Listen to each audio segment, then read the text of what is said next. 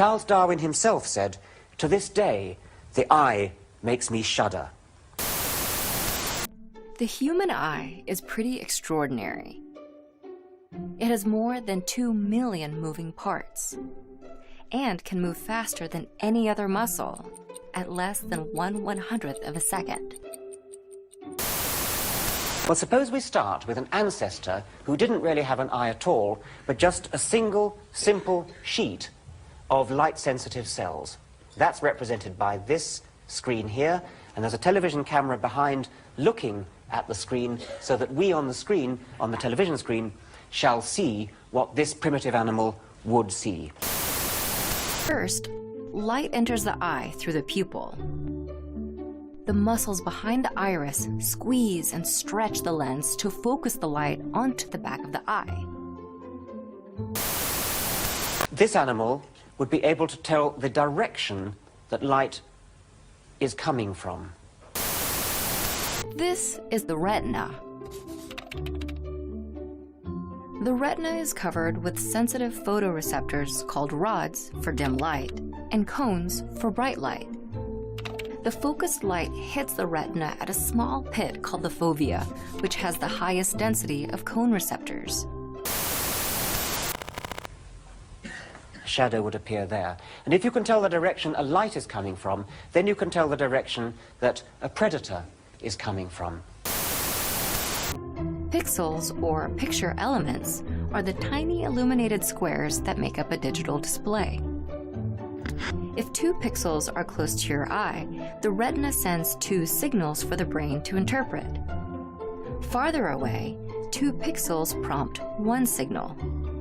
That's why a TV screen can have a lower pixel density than a smartphone, but seen from farther away, it still appears seamless. Right now, this animal has a very good idea of exactly where the light is, and by the same token, exactly where, for example, a predator is. When stimulated, the rods and cones send signals to the optic nerve and back to the brain. Then, all of that visual information is processed to create the picture you see of the world. The eye gathers in those random light rays and focuses them in a sharp image on the retina. So the eye is usually likened to a camera, but really it is more like a video camera, constantly registering new images and transmitting that information in the form of nerve impulses to the brain. The brain receives nerve impulses and assembles them into an image, and then of course the brain has to make sense of what it sees. This was Nielsen's starting point with just a flat retina under a flat transparent layer. And now let's just run the simulation of, these are the successive stages that Nielsen got, and they're pretty similar to the successive stages that Bryson got with his model. So far we haven't learned anything that we didn't already know. There is a smooth progression, up-mount improbable, for the eye. But Nielsen went on to estimate how many generations it would take to accomplish this evolution. The first thing that light encounters as it reaches your eye is the tear film on the surface of the cornea.